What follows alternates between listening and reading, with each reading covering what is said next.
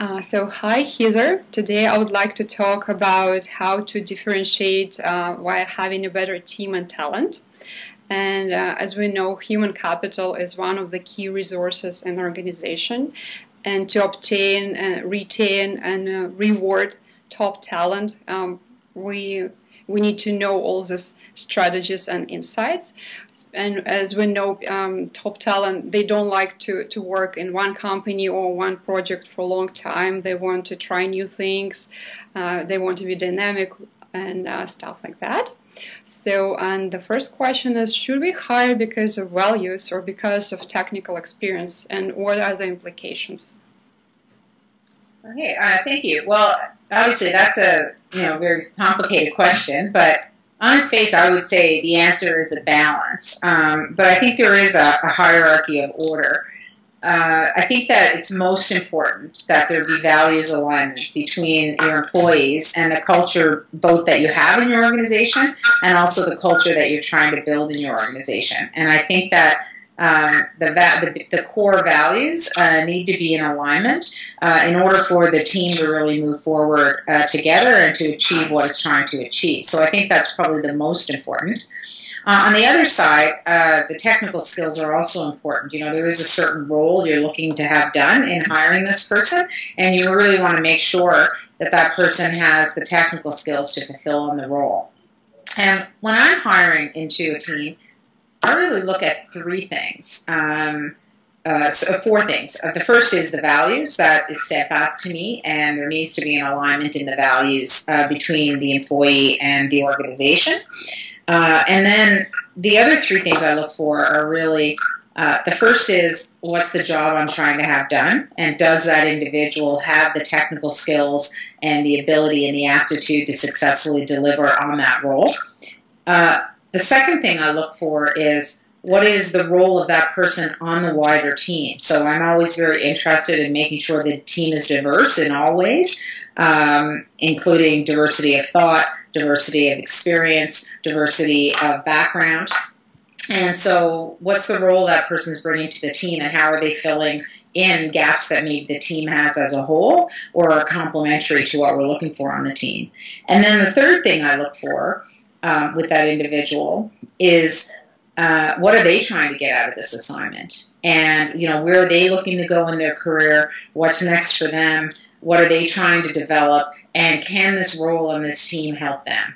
And I find that if you have values aligned, and then those three things of a good fit on the job you're trying to get done, a good fit in terms of what that person brings to the team, and a good fit in terms of, are they getting out of this assignment in this team what they need for how they're trying to develop their career, that's kind of the home run that really tends to have a successful match, I find.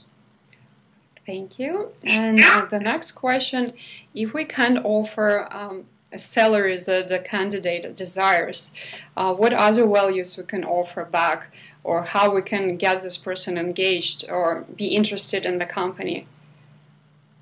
Yeah, so I think it really follows on from my answer to the previous question.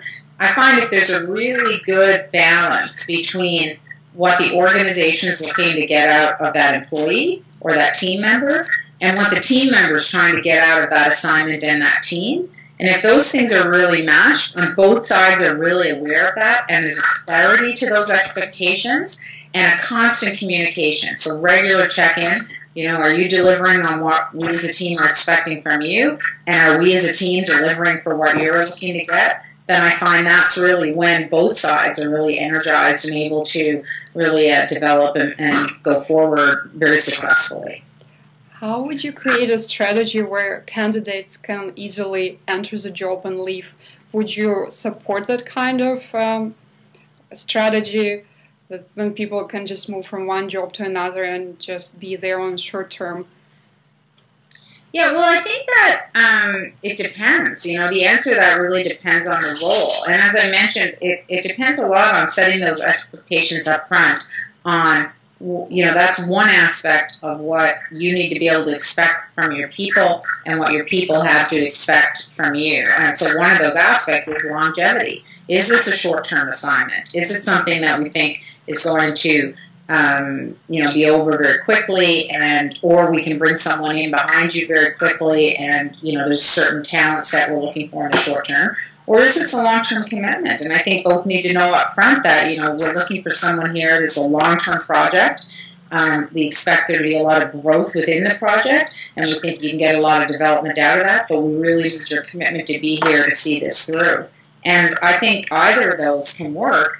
What's important is you're upfront about it. I've seen over the years many experiences where one side or the other was expecting a longer stay or a shorter stay than they got, and they either, in some cases, feel trapped in a role they can't get out of, which isn't helpful to either side, or in other cases, the organization feels let down that they didn't stick around. So I think really having clarity to that and having a really open dialogue is very important. In my career, I've seen that debate about whether it's better to have an outsider with a fresh look or someone who is insider who knows everything, but at the same time, this person probably knows above and beyond or knows all the policies, restrictions, constraints.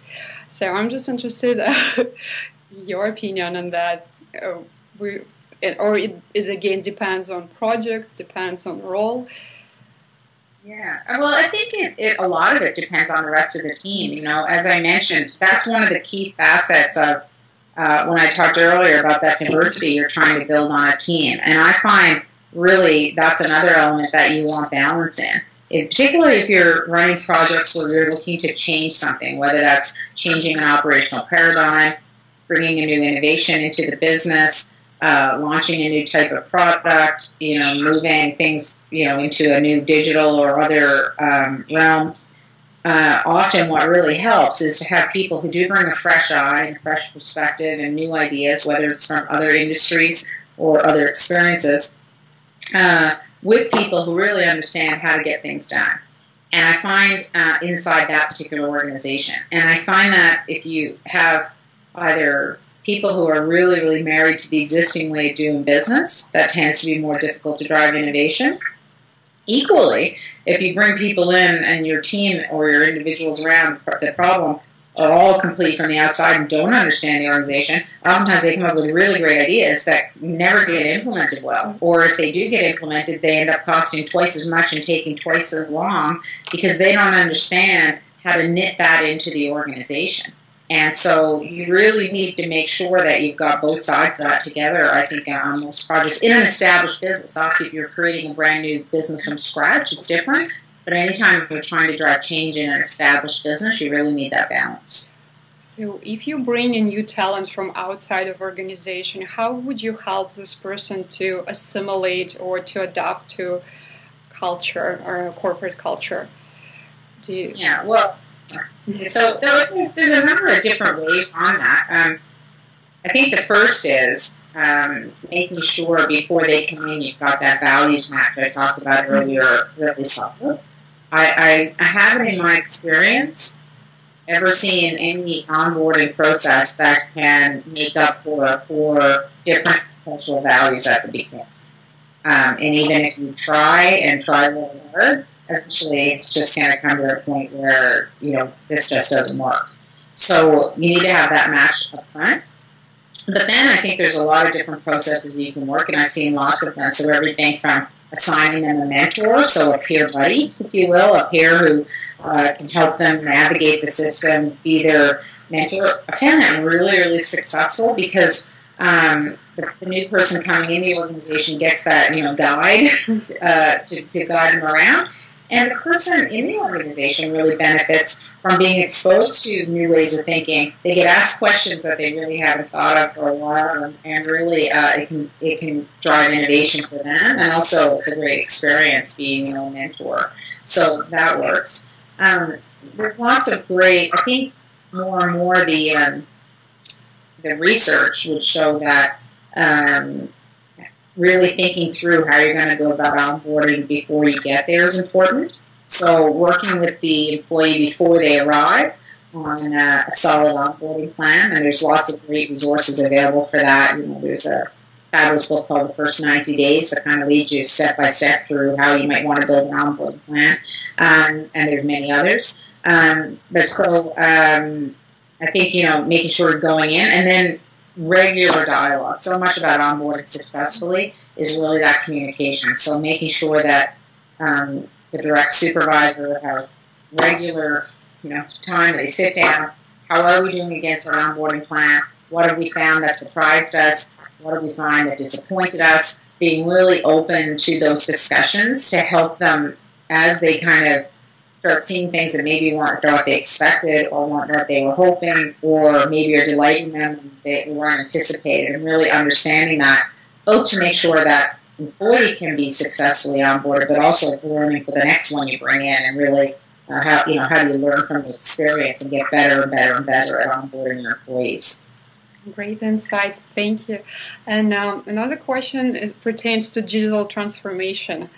And I found that there are so many new skills and qualities required that many times hiring manager or departmental manager doesn't even know what kind of candidates they have to hire, or what qualities he or she has to have. Well, as we defined, there are 3 skill sets that are critical: design, technology, and business skills. But most organizations, unfortunately, they don't have all these 3 skills combined together. And what would you suggest? How can we insert these missing components, and how can we make it quickly and effectively? Yeah, I mean, I think, obviously there's a lot being, talked about in terms of digital transformation.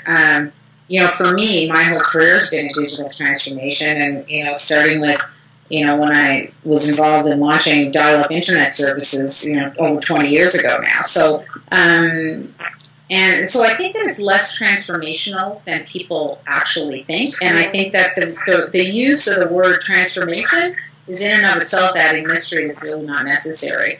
I think, historically over time, anytime new innovations or new uses of technology come into businesses, there's certain things you need to be aware of. And as you mentioned, the 3 things you talked about specifically, do you have that right balance of skills around technology, around culture, around design, around business skills and business acumen? And I think, like any other problem in your business with your team, you have to look at, okay, this is the ideal candidate that I'm looking for, and they have all those skills. And sometimes you get, and then cultural fit, will be there. Sometimes you get really lucky and you find that perfect star candidate. Not often. More often, you get 2 or 3 you're deciding between, or more, who are each an 80% fit. And I often find what's useful is to default to which of the people where they have their gap is strongest on my team. So if that person maybe is weaker on the design side, that might not be a huge problem for me if I have others on the team who are very strong in design. If I don't, that's a huge problem for me. If their business acumen, maybe their business skills aren't quite there yet, the same thing. That's not a problem for me if I feel I can fill that gap in with their peers, or myself or whatever. But if I can't, then that's a real glaring error. So, it's not finding that perfect individual. It's really building that perfect team that counts. And even if the team's only you and that person, how do you respect each other? I always try and hire people to fill in gaps on me and where I think I can fill in their gaps. And once you get them in as part of that onboarding, be open about it. Like, don't try and hide from the fact. Like, tell that person, when we were hiring you, this was our area of concern. This is the area where we think you're weaker than maybe we might like. So let's build a development plan of how we can help you get better and better at that over time, so that gap goes away. And so and then both people, both the hiring person and that team member have an obligation to figure out what they need to do to make that development happen. And so being open about that and making sure you've documented that. It's interesting that you mentioned about transformation. I remember that one time I attended it was a marketing research event, and I asked industry professionals whether digital marketing will replace traditional marketing. And there was a person from Google, and she said that, no, you know what, marketers should be just a person that has this holistic approach, and it shouldn't be divided on digital marketing or traditional marketing. It's just marketing, and the fundamental rules are still the same. The techniques are changing, or maybe the tools are changing, but the idea is still the same. So yeah, and I think you're evolving with your customer, and digital marketing is not digital marketing. Digital marketing is addressing the fact that consumers wish to consume information in a digital way. So you're always thinking about it in terms of, well, how are my customers evolving? What are my customers wanting to do differently? What are my innovative opportunities to surprise them with a way to deal with our organization more easily? That leads you to digital solutions. But, it's not, the end goal is not to be digital. The end goal is to communicate better with your customers. Thank you very much.